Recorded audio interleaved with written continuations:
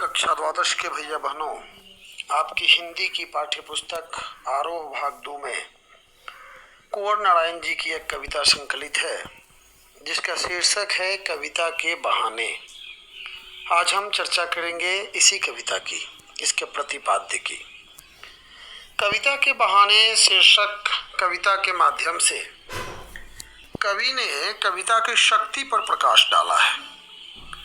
कवि का कहना है कि कविता में चिड़ियों की उड़ान, फूलों की मुस्कान, बच्चों की क्रीड़ा, इन सभी का समावेश है।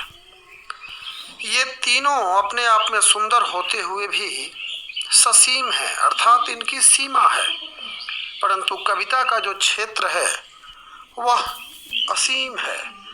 उसके अंतर्गत जड़, चेतन, पशु, पक्षी, मनुष्य सभी आ जाते हैं। तो आइए इस कविता को पढ़ते हैं। कविता एक उड़ान है चिड़िया के बहाने। कविता एक उड़ान है चिड़िया के बहाने। कविता की उड़ान भला चिड़िया क्या जाने। बाहर भीतर इस घर उस घर, कविता के पंख लगा उड़ने के माने, चिड़िया क्या जाने। कविता चिड़िया की उड़ान को देखकर नई नई कल्पनाएं प्रस्तुत करती है। कवि का कहना है कि कविता कवि की कल्पना की उड़ान की तरह है। जिस तरह एक चिड़िया की उड़ान होती है वह बहुत ऊपर तक उड़ती है, लेकिन उसके उड़ान की एक सीमा है। लेकिन कवि की कल्पना की जो उड़ान होती है, कवि की कल्पना से जब कविता के शब्द बनते हैं, कविता की पंक्तियां बनती हैं, तो उस कल्पना की उड़ान की कोई सीमा नहीं होती। कवि ने कहा है कि कविता एक उड़ान है चिड़ियों के बहाने। कविता की उड़ान भला चिड़िया क्या जाने। कवि यह कहना चाहता है कि चिड़िया घर के अंदर बाहर उड़ती है, बाहर भीतर इस घर उस घर, कविता के पंख लगा उड़ने के माने, चिड़िया क्या जाने।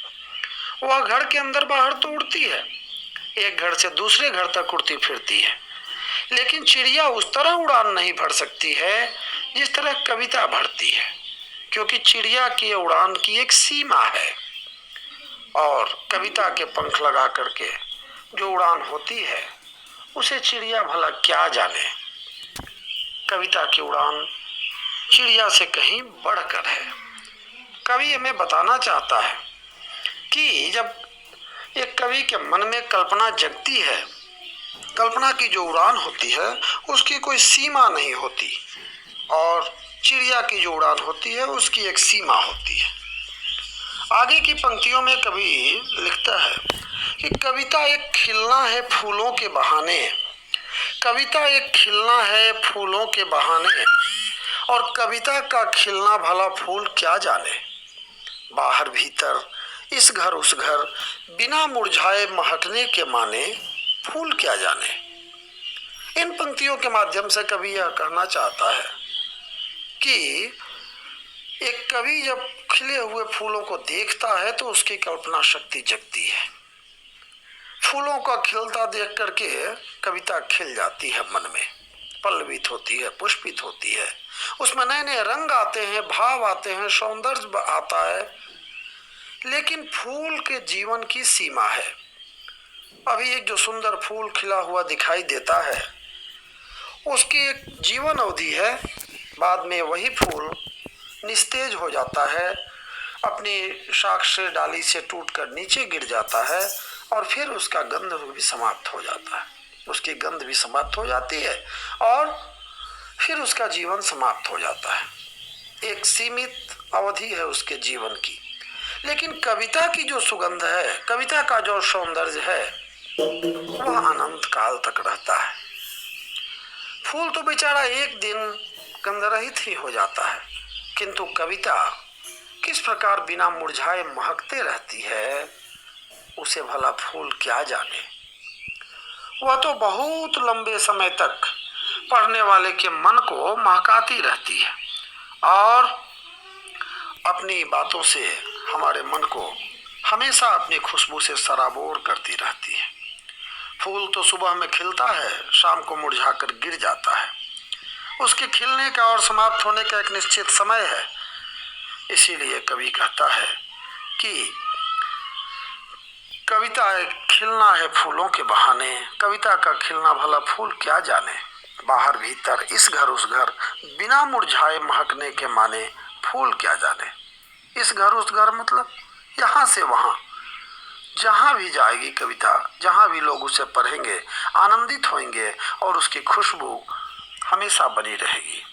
आगे की पंक्तियों में कवि कहता है कि कविता एक खेल है बच्चों के बहाने, कविता एक खेल है बच्चों के बहाने, बाहर भीतर यह घर वह घर सब घर एक कर देने के माने, बच्चा ही जाने। कवि कहना चाहता है कि कविता बच्चों के खेल की तरह है। जिस प्रकार बच्चे कभी भी कहीं भी और किसी भी तरह खेलने लगते हैं, उसी तरह कविता भी किसी प्रकार के बंधन की सीमा को नहीं मानती।